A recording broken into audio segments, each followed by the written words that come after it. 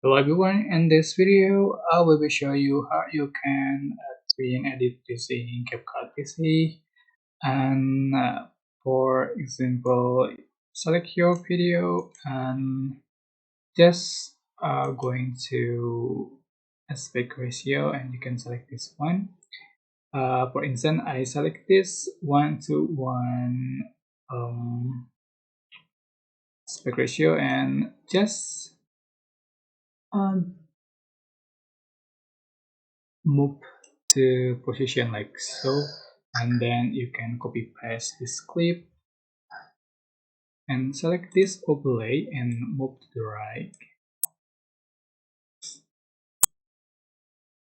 so, and select mask, select split mask and adjust for the rotation.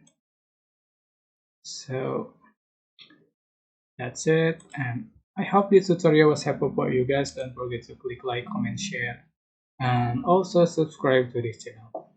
If you have any question, please leave it in the comment section down below. Thank you so much for watching. Bye.